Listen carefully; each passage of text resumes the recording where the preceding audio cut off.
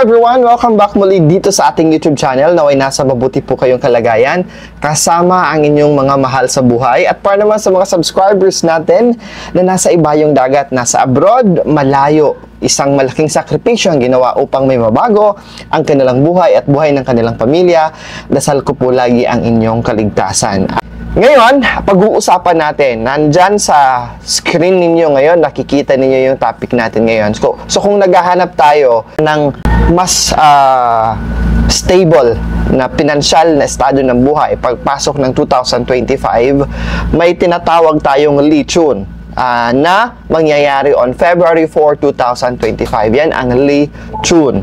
Ano ang lechon? Ito'y in English, beginning of spring. Simula ng spring. Ito ang simula kung saan magsisimula rin yung farming season. Sumisimbolo ng renewal, ng bagong pag-asa, ng bagong simula. That is lechon. That is the meaning of lechon. Sa modern times ngayon, we practice depositing money sa mga bangko natin, sa mga alkansya natin, o maglalagay tayo ng pera sa wallet natin sa araw ng lechon. Ito'y pinaniniwalaan na it will bring good fortune sa bawat isa sa atin na tatatak sa bank account natin na may pumasok na pera. Ngayong araw na ito, isi-share ko sa inyo ang mga lucky hours, maswerteng oras sa bawat animal zodiac, and at the same time, i-explain ko rin po ang mayroon tayong bonus na topic ngayon, and that's about pagbabayad ng utang. May mga specific time na dapat tayo ay makapagbayad ng mga utang natin, whether it is in a monetary form, a loan in the bank, hiniram natin sa mga kaibigan natin, kamag-anak natin. If it's a big time amount of money, it doesn't mean na kailangan bayaran nyo whole, okay? Ng buo. So, pag-uusapan natin yan mamaya-maya ng konti. Simulan natin sa mga rat, okay? Muli, ang lechon or ang maswerteng araw para mag-deposit ng pera ay sa February 4, 2025. Very auspicious sa mga rat ang mga oras simula alas 7 ng umaga hanggang 8:59 ng umaga. So friends, hindi pa bukas ang bangko. Ulitin ko, hindi lamang ito bangko literally, but including online transaction, online na pag-deposito ng pera.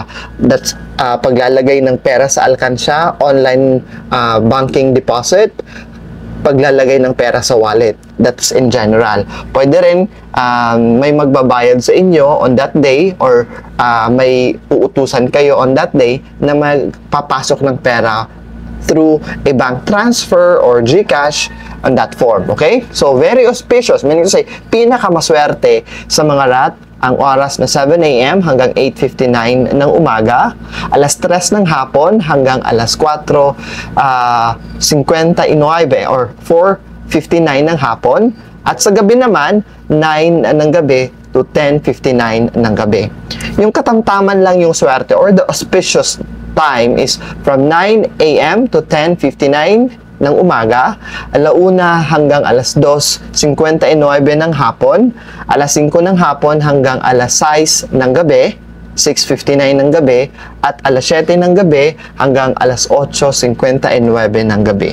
Hindi maswerte ang alas 11 ng umaga hanggang alas 12:59 ng hapon. From 11 a.m. to 12:59 p.m. hindi maganda, hindi maswerte para sa mga rat na maglagay ng pera sa wallet, mag-deposit ng pera sa bangko, o maghulog sa alkansya. So very auspicious sa mga ox, alas 9 ng umaga hanggang 10:59 ng umaga, alas 5 ng hapon hanggang 6:59 ng hapon, alas 9 ng gabi hanggang 10:59 ng gabi. Auspicious or katamtaman na maswerte from 7 a.m. to 8:59 ng hapon, 11 a.m. to 12:59 ng hapon, at 3 p.m. hanggang 4:59 ng hapon. Hindi maswerte para sa mga ox na magpasok ng pera, magdeposito ng pera, maghulog sa alkansya or maglagay sa wallet, ang oras na alauna ng hapon hanggang 2:59 ng hapon, 7:59 ng gabi hanggang 8:59 ng gabi. Iwasan nyo po yan, mga ox. Sa mga tiger naman, very maswerte ang 7 ng umaga hanggang 8:59 ng umaga, 1:00 ng hapon hanggang 2:59 ng hapon, at 9:00 ng gabi hanggang 10:59 ng gabi. Auspicious or maswerte pa rin naman, katamtaman lang, from 11 a.m. hanggang 12:59 ng hapon, 3 p.m. hanggang 4:59 ng hapon, at 5 ng hapon, 5 ng hapon hanggang 6:59 ng hapon, and 7 ng gabi hanggang 8:59 ng gabi. Iwasan lang mga tigre na magdeposito, maghulog sa alkansya or maglagay ng pera sa wallet sa mga oras na 9:00 ng umaga hanggang 10:59 ng umaga. Dumako tayo sa mga rabbit. Pinakamasaswerteng oras na dapat magdeposit ng pera ang mga rabbit, o di kaya maghulog sa alkansya, o di naman kaya ay maglagay ng pera sa kanilang wallet, 7 ng umaga hanggang 8:59 ng umaga, 1:00 ng hapon hanggang 2:59 ng hapon, 9:00 ng gabi hanggang 10:59 ng gabi. Katamtaman na maswerte naman ang mga sumusunod na oras, 9:00 ng umaga hanggang 10:00 or 10:59 ng umaga, 11 a.m. hanggang 12:59 ng hapon, 3:00 ng hapon hanggang 4:59 ng hapon, at 7:00 ng gabi hanggang 8:59 ng gabi. Iwasan ang mga oras na hindi maswerte. Ito'y 5:00 ng hapon hanggang 6:59 ng gabi.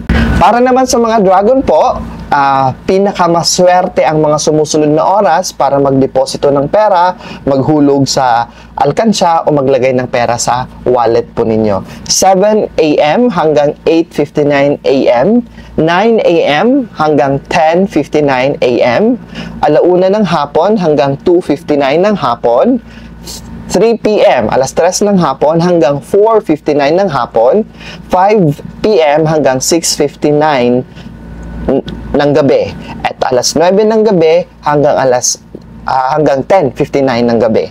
Katamtaman na maswerte ang mga sumusunod na oras para sa mga dragon, 11 a.m. hanggang 12:59 p.m.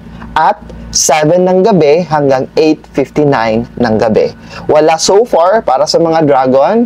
Ang Lechon Day, February 4, wala naman silang hindi maswerteng oras para magdeposito ng pera. Sa mga snake naman, very auspicious ang 1:00 ng hapon hanggang 2:59 ng hapon, 3 p.m. to 4:59 p.m. at 7 p.m. to 8:59 p.m. Katamtaman na maswerte ang 7 a.m.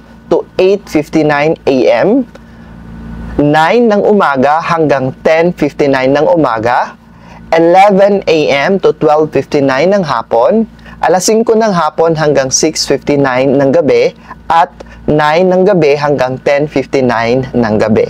So far, ang mga snake wala ring unauspicious or hindi maswerteng oras. Sa mga horse naman, maswerteng mag-deposit still on the Lechon Day, February 4. Ang mga sumusunod na oras ay ang pinakamasaswerte para sa mga horse. 7 ng umaga hanggang 8:59 ng umaga, 9 ng umaga hanggang 10:59 ng umaga, 1:00 ng hapon hanggang 2:59 ng hapon, 5 ng hapon hanggang 6:59 ng hapon, at 7 ng gabi hanggang 8:59 ng gabi. Yung katamtaman na maswerte is from 11 a.m. to 12:59 ng hapon, 3:00 ng hapon hanggang 4:59 ng hapon, at 9:00 ng gabi hanggang 10:59 ng gabi. Just like sa mga naunang animal zodiac, so far ang horse wala namang unauspicious time. Sa mga goat naman tayo, very auspicious or pinakamagandang oras para magdeposito ng pera ay 7 a.m. to 8:59 a.m., 9 a.m. to 10:59 a.m., 1 p.m. to 2:59 p.m., 5 p.m. hanggang 6:59 p.m. at 9 p.m. to 10:59 p.m.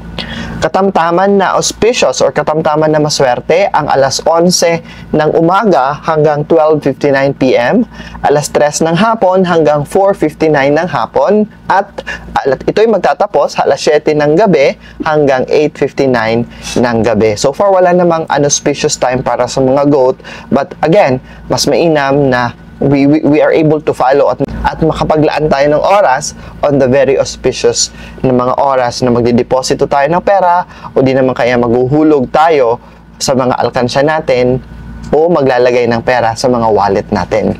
Para naman kay Monkey, ang pinakamasaswerteng oras ay ang sumusunod: alas 7 ng umaga hanggang 8:59 ng umaga, alauna ng hapon hanggang 2:59 ng hapon, alas 3 ng hapon hanggang 4:59 ng hapon, at 5 ng hapon hanggang 6:59 ng gabi, 9 ng gabi hanggang 10:59 ng gabi. Auspicious or katamtaman na maswerte from 9 a.m.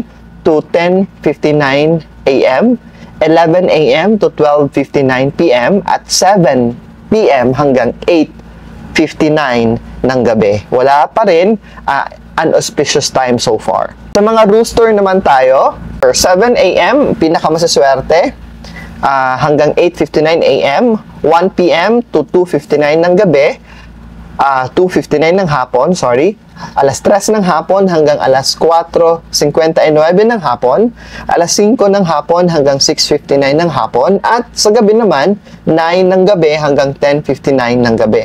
Katamtaman na maswerte from 9 a.m. to 10:59 a.m., from 11 a.m. to 12:59 ng hapon, at 7 ng gabi hanggang 8:59 ng gabi. Rooster, wala kang unauspicious time so far.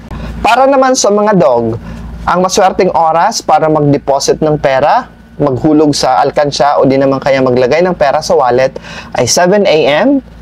hanggang 8:59 ng umaga, alauna ng hapon hanggang 2:59 ng hapon, 3 p.m. hanggang 4:59 ng hapon, 5 p.m. hanggang 6:59 p.m., at sa gabi naman, 9 p.m. to 10:59 ng gabi.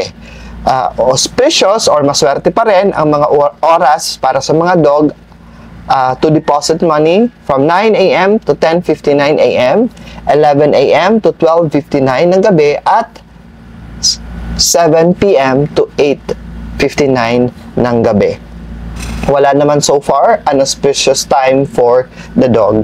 Sa mga pig naman, very auspicious na mag-deposit ng pera, maghulog sa alkansya, mag-bank transaction online, at maglagay ng pera sa wallet natin from 7 a.m. to 8:59 ng umaga, 1 p.m. to 2:59 ng hapon, 3 p.m. to 4:59 p.m., 5 p.m. to 6:59 p.m. at 9 ng gabi hanggang 10:59 ng gabi. Maswerte at katamtaman naman ang swerte sa mga oras na 9 a.m. to 10:59 a.m., 11 a.m. to 12:59 p.m. and 7 p.m. to 8:59 p.m. para sa mga pig pa rin yan. And so far, walang unauspicious time for the pig. Ang tanong ngayon, bago tayo pumunta sa clearing your debts, clearing your utang, okay, clearing your debts or important dates na kailangan nating ma-observe so that we can clear our utang, because ang utang brings negativity sa buhay natin. Kaya in as much as possible, we have to, kung masyadong malaki, at least mabawasan man lang.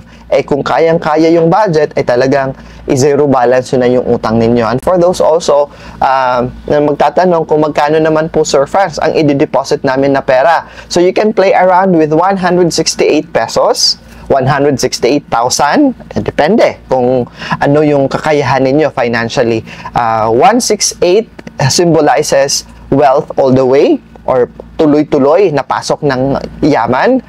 Or you can have 999 or 9,999, o di naman kaya 99,999 kasi we are trying to borrow the luck of period 9. Okay? And period 9 is good for 20 years. So, option nyo na yun. Bahala na po kayo. Para naman sa mga kababayan natin na nasa abroad, don't complicate things out and don't confuse yourself. Yung sinabi kong 168 pesos, Ano naman kung dollar yan, it would be $168, di ba? Kung euro yan, 168 euro. Kung 999 pesos, sinabi ko, $999. Depending on your financial capacity. Nevertheless, isi-save mo naman yan sa bank account mo, ipapasok mo naman yan sa alkansya mo, o ilalagay mo naman yan sa wallet mo. Sa'yo pa rin naman yan. Di ba? Okay, dumako na tayo sa huling bahagi ng topic natin. Clearing naman, clearing your utang. Important dates na dapat nating ma-observe ay ang mga sumusunod. Bago yan, napakahalaga po ha, it is an important power. Okay? Tinatawag natin reciprocity by returning the favor. Nang hingi tayo ng tulong kasi nangangailangan tayo, may tumulong sa atin. Tapos, kakalimutan natin yung utang, hindi tayo magbabayad. Nako, bad karma is waiting. Itong basic, the fundamental of life aspect natin bilang isang tao has been brought because we have this human relationship na mas dapat sana'y magpatatag sa atin and makakreate ng sense of responsibility sa may utang and sense of gratitude dahil natulungan ka during the time na nangangailangan ka. Sa pamamagitan ng pagbabayad ng iyong utang na binabawasan mo yung stress, ikaw mismo na may utang at stress ng pinagkautangan mo. Kasi syempre, isipin nyo rin, sila rin araw-araw mangangailangan yan. May pinagkakagastusan din yan, di ba? Your credit gets a boost and it frees up vital resources for others' achievements. Kaya, itatak natin yan sa ating puso't isipan ha, para sa may mga utang. Narito po ang mga mahalagang petsa na dapat nating tandaan for us to be able to clear our debts. Okay? January 9, 2025 is a best day to clear our utang. Okay? Because this is what we call spring cleaning day.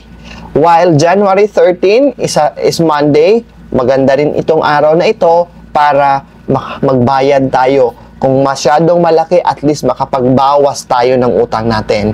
January 15, Wednesday, ay maswerteng araw din that we can clear our utang because this is also a spring cleaning day. At ang panghuli na chance mo that you can, para swertehin ka ng buong taon, di ba? Maibsan ang negative impact ng utang sa swerte na dapat papasok sa iyo. Panghuling araw na pwede kang maka-clear ng utang mo is January 19, that is Sunday. Walang specific time ha, but the day is the important that you have to follow for clearing the utang. Yung pagde-deposit ng pera, paghuhulog sa alkansya, at paglalagay sa wallet, yun ang may oras tayo. But for the debt or utang clearing day, wala po itong specific time. Why? Because you have the 24 hours of January 9, January 13, January 15, and January 19 to communicate sa taong nagpautang sa iyo at makipag-usap na mag-aabot ka ng bayad.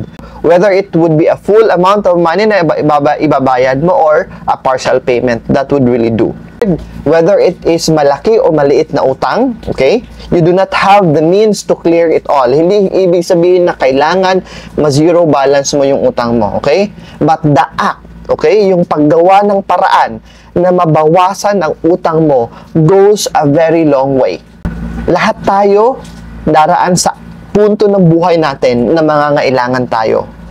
May mga panahon na tayo ang mangangailangan, may mga panahon na tayo ang hihingan ng tulong. If you want to have the blessings necessary for you para ma-achieve mo yung financial freedom, isa sa pinakamahalagang matutunan natin ay ang lumingon at bigyan ng pansin ang ating mga pagkakautang.